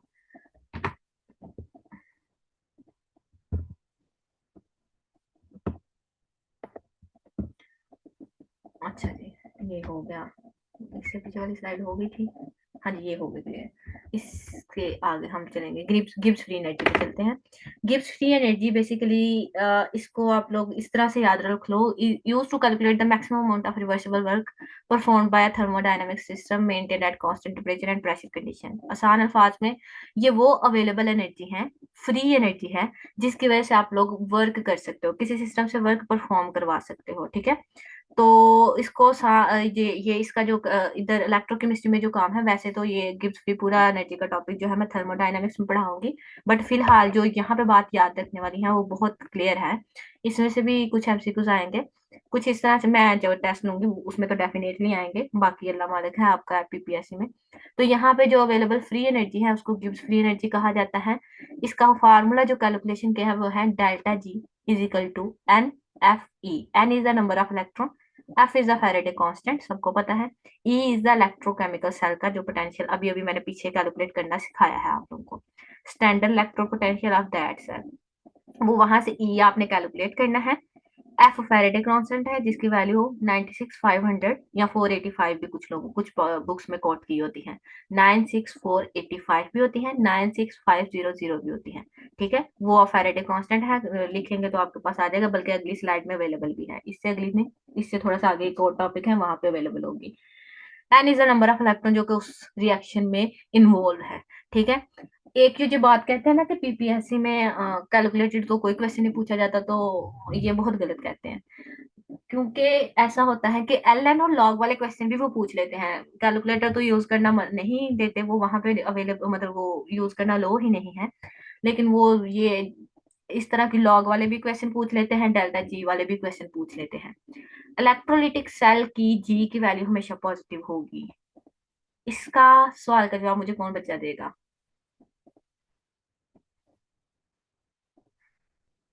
चलिए मैं खुद बता देती हूँ। मैंने ना जब आपको इलेक्ट्रोलिटिक सेल और गैल्वेनिक सेल में फर्क पढ़ा रही थी ना, उसका लास्ट वाला जो टॉपिक नीचे सबसे नीचे वाला पॉइंट था, वहां पे लिखा हुआ था इलेक्ट्रोलिटिक सेल का इलेक्ट्रोकेमिकल पोटेंशियल, जो सेल पोटेंशियल है फॉर इलेक्ट्रोलिटिक सेल, वो हमेशा नेगेटिव आता है। नेगेटिव क्यों आता है? नॉन स्पॉन्टेनियस रिएक्शन है, आपकी एनर्जी लग रही है, इस वजह से वो नॉन स्पॉन्टेनियस है, तो उसका ई जो है वो हमेशा नेगेटिव आएगा। ई नेगेटिव है, ये वाली वैल्यू नेगेटिव होगी, एक नेगेटिव साइन तो उसके फॉर्मूले में भी मौजूद है।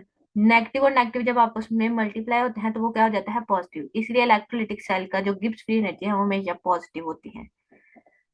दूसरी बात, वहां पे जो गैल्वेनिक सेल था उसकी जो ई पोटेंशियल है या ई सेल है वो हमेशा हमेशा नेगेटिव, वो सॉरी नेगेटिव पॉजिटिव होती है। वो पॉजिटिव आया, जैसे मैंने आपको अभी अभी कॉपर और जिंक का निकलवा के दिखाया, तो आपने कहा +1.10। अच्छा जी, +1.10 जब इन दो फैक्टर के साथ मल्टीप्लाई होगा और नेगेटिव के साथ मल्टीप्लाई होगा तो डेल्टा जी यानी कि गिब्स फ्री एनर्जी नेगेटिव हो जाएगी। अब गिब्स फ्री एनर्जी नेगेटिव होने का मतलब ये है कि यहाँ से आप लोग ये स्पॉन्टेनियस रिएक्शन को फॉलो करता है। साथ वाले एक मैंने पिक्चर भी डाली हुई है, वहां पे भी आप देख सकते हो। ऊपर वाली बेशक याद ना करना, वो आप थर्मोडायनामिक्स में इस्तेमाल होने वाली इक्वेशन है, लेकिन फिलहाल के लिए डेल्टा जी अगर नेगेटिव हो, 0 से छोटी हो, तो वो स्पॉन्टेनियस रिएक्शन शो करती है। डेल्टा जी अगर 0 से ज्यादा हो तो वो नॉन स्पॉन्टेनियस रिएक्शन शो करती है, और अगर वो 0 पर हो तो वो इक्विलिब्रियम में होता है सिस्टम। जी, यहाँ तक कोई बात?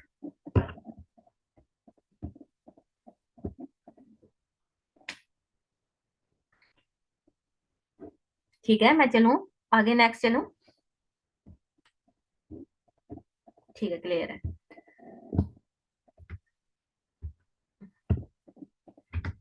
यहाँ पे अच्छा जी, रनिंग आउट टाइम, चले 10 मिनट है, मैं इसके बाद आपको ये वाला करवाती हूँ। ये जो अभी 2022 में एक और क्वेश्चन आपको बता दूं, ये जो ये आज का टॉपिक है जो लास्ट वाला में भी हो, क्वेश्चन ये था कि इक्विलिब्रियम कांस्टेंट, एक रिएक्शन दिया हुआ था, उसके साथ एक इक्विलिब्रियम कांस्टेंट की वैल्यू लिखी हुई थी, और कहा था कि यहाँ से आप गिब्स फ्री एनर्जी की वैल्यू निकाल के दिखाएं।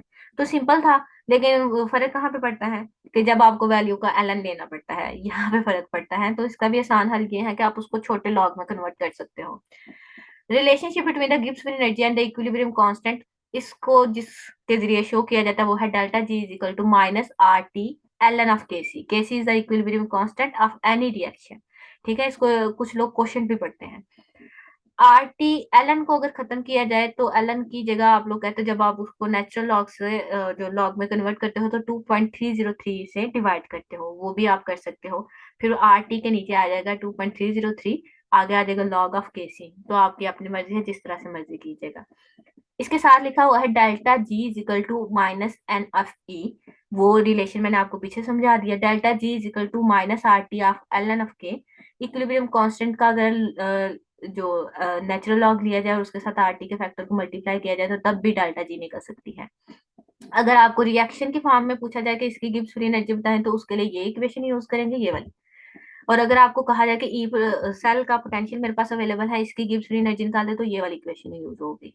इस तरह अगर मैं इन दोनों को कैलकुलेट करूं, इन दोनों को कंपेयर करूं, तो यहाँ पे अगर मैं कहूं कि delta G is equal to N minus N F E not, यहाँ से minus R T L N F K को उठाएं और इस डेल्टा जी की जगह पुट करते हैं। इधर पुट करेंगे, इधर पुट कर लेंगे तो फिर क्या होगा, R T L N F K इधर आ जाएगा, minus R T L N F K is equal to minus N F E not. Minus minus से कट जाएगा, एन एफ इधर होगा मल्टीप्लाई, इधर आके डिवाइड हो जाएगा, R T divide by N F इस तरह से, और एल एन एफ के आ जाएगा। ये बात आप लोगों को समझ आ गई है? इसलिए यहाँ पे मैंने तीनों इक्वेशन का जो साइकिल है डाला हुआ था। मैंने कहा मैं फिर भी समझा देती हूँ, किसी बच्चे को शायद समझ ना आई हो कि यहाँ से यहाँ कैसे गए हैं दोनों चीजें। तो यहाँ पे आप लोग जी की वैल्यू चाहे इस तरफ पुट कर लें या यहाँ पे ये वाली जी की वैल्यू पुट कर लें, दोनों तरीके से आपका आंसर ये वाला आ जाएगा। ठीक है। इलेक्ट्रोलिटिक सेल की जो है, ये तो मैंने पीछे भी करा दिया ना कि इलेक्ट्रोलिटिक सेल की जो गिब्स फ्री एनर्जी की वैल्यू होगी वो पॉजिटिव होगी, जबकि गैल्वेनिक सेल की जो जी की वैल्यू होगी वो हमेशा नेगेटिव होगी। ठीक है, नेक्स्ट पे चलते हैं। अल्लाह करे कि ये वाली इक्वेशन तक हो जाए मेरा हल, और फिर मैं आप लोगों को वो 2-4 एमसीक्यू दिखाती हूँ, फिर इंशाल्लाह ये थर्ड में भी जाएगा। इसलिए मुझे लग रहा था ये मॉड्यूल जो है ना थोड़ा लंबा हो जाएगा। तो यहाँ पे मैंने नेक्स्ट इक्वेशन डाली है। ये वो इक्वेशन है जिसमें आप लोग, बच्चे ने मुझसे पूछा था कि ई नॉट और ई हाफ डाल देते हैं, वो क्या तरीकाकार होता है? वो ये तरीकाकार है, जब आप लोग करते हो ना कि स्टैंडर्ड कंडीशन पे, मतलब स्टैंडर्ड कंडीशन क्या है, 298 केल्विन हो, 1 मोलर सोल्यूशन हो और 1 एटमॉस्फेरिक प्रेशर हो, ये सारी स्टैंडर्ड कंडीशन है। तब अगर आप लोग सेल का पोटेंशियल मेजर करो तो उसे स्टैंडर्ड रिडक्शन पोटेंशियल कहते हैं। और उसके लिए जो इक्वेशन यूज की जाती है वो थी E cell is equal to E cathode minus E anode. ठीक है। लेकिन अगर आप लोग दूसरी तरफ जाओ कि आपको कहो कि स्टैंडर्ड कंडीशन नहीं है, ये सेल है, अब आप मुझे मेजर करके बताओ इसका पोटेंशियल क्या है, तो आप लोग उसके लिए नर्स इक्वेशन यूज करते हो। ये इसकी डेफिनेशन पढ़ी जाए तो ये एक ऐसी इक्वेशन है जो क्या करती है, रिलेट करती है सेल पोटेंशियल को इलेक्ट्रोकेमिकल सेल के कंडीशंस के साथ। वो कौन कौन सी कंडीशन है? टेम्परेचर हो सकता है, पोटेंशियल हो सकता है, और रिएक्शन कोशेंट होता है। रिएक्शन कोशेंट मतलब केसी इज इक्वल टू प्रोडक्ट की कंसंट्रेशन का प्रोडक्ट ओवर रिएक्टेंट की कंसंट्रेशन का प्रोडक्ट। ठीक है, ये वाली चीज होती है वो केसी, जिसको आप लोग केसी पढ़ते हो। इधर उसने जो क्यू लिखा हुआ ना वो बेसिकली कोशेंट है, यानी कि केसी इज इक्वल टू, आप लोगों ने लॉ ऑफ मैथ सेक्शन में पढ़ा हुआ है ना, KC is equal to product over reactant, ये वो है क्यू। अच्छा, इससे ज्यादा घबराना नहीं है। तो इक्वेशन कुछ यूं है कि delta G is equal to delta G not, standard condition पे जो ई सेल आ गया या जी आ गया, अभी नीचे आएंगे ना आपको आसानी से समझ आ जाएगा, plus R T L N F Q. नीचे आए, नीचे भी सिमिलर यही लिखा हुआ है, और इसके नीचे डेल्टा जी की आप लोगों ने कहा था एक आसान फार्मूला है एन एफ ई, तो लगा दिया एन एफ ई। ये वो है तब का पोटेंशियल है सेल का जब कंडीशन स्टैंडर्ड नहीं है, ये वो है जो कंडीशन स्टैंडर्ड पे कैलकुलेट किया है कैथोड माइनस एनोड करके। और R T L N Q ये बिल्कुल वैसे ही आ जाएगा क्योंकि ये सिमिलर फैक्टर है, कांस्टेंट फैक्टर चलते आएंगे। एन एफ ई दोनों में कॉमन है, दोनों से निकाल के आप लोग इसको कर सकते हो, कैंसिल आउट कर सकते हो। इसके बाद है ई, लेकिन यहाँ पे चूंकि नहीं है तो आप सब इस तरफ वाली इक्वेशन को और इस तरफ दोनों की इक्वेशन को एन एफ पे डिवाइड कर दो, माइनस एन एफ पे। यहाँ वाला कैंसिल हो जाएगा माइनस एन एफ, यहाँ वाला माइनस एन एफ कैंसिल हो जाएगा, लेकिन इसके नीचे एन एफ आ जाएगा और पॉजिटिव साइन नेगेटिव में चेंज हो जाएगा। ठीक है, ये आसान सी कैलकुलेशन है, लेकिन फिर भी मैं कहती हूँ कि समझा दूं तो आप लोगों को पता चल जाए कि ये एक स्टेप से दूसरे स्टेप में गया कैसे। अच्छा जी, ई नॉट तो आप लोगों ने मेजर किया होगा कि थर्ड माइनस नोट करके, ये स्टैंडर्ड कंडीशन पे है। ये वो कंडीशन है जब आप लोग सीरीज से पोटेंशियल पकड़ते हो और आराम से माइनस करके बता देते हो, वो ई सेल नॉट होता है, standard reduction potential of that cell, किसी भी सेल का। ठीक है, आर कांस्टेंट है, जनरल गैस कांस्टेंट है। टेम्परेचर आपके पास, वो टेम्परेचर अगर तो स्टैंडर्ड होता तो फिर तो मुझे निकालने की जरूरत ही नहीं थी, फिर तो ई नॉट ही मेरा काम कर जाता। वो टेम्परेचर जिस पे सेल ऑपरेट कर रहा होगा। एन नंबर ऑफ इलेक्ट्रॉन जो सिस्टम में यूज हो रहे हैं। F is the Faraday constant. L n वैसे ही रहेगा। कोशेंट की जगह ऊपर प्रोडक्ट्स आ जाएंगे, जो रिएक्शन आप करवा रहे हो, नीचे आ जाएंगे रिएक्टेंट्स। ठीक है। और इधर ई सेल रहेगा। ये तब आएगा ई सेल क्योंकि हम लोगों ने स्टैंडर्ड कंडीशन नहीं रखी, इसलिए यहाँ से चीजें इस तरह से जनरेट होंगी। इससे नीचे जो इक्वेशन है, ठीक है, जरा नीचे वाली इक्वेशन में आपको होगा कि ये 0.0592 उसने कहाँ से लिख दिया। तो पहला काम तो उसने ये किया है कि एलन से लॉग कन्वर्ट किया है।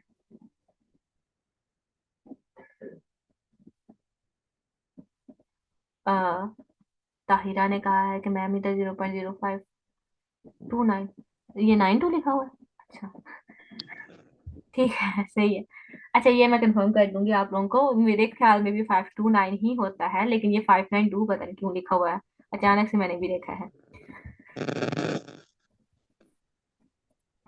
ये मैं अगली स्लाइड, अच्छा नहीं, अच्छा ये मैं 529 वाला ना आपको मैसेज कर दूंगी, ठीक है। ये मुझे पक्का कंफर्म है कि 29 ही होता है, लेकिन 92, चलो खैर, उसको गलती लगी होगी। आप खुद कैलकुलेट कर लें, आसान तरीका ये है। आर की वैल्यू लगाएं 8.314। एन तो चलो आप लोगों को, एन तो नीचे लिखा हुआ है। F is the Faraday constant 500 लगा दें। टेम्परेचर तो इधर जो वी भी है ना, वो भी टी है। यहाँ पे ये दो गलतियां हैं, ठीक है। एक तो ये वी नहीं है, ये टी है, और नीचे एन है। लॉग ऑफ क्यू को कन्वर्ट किया है, एल एन से लॉग गया है, तो यहाँ पे नीचे 2.303 भी आएगा।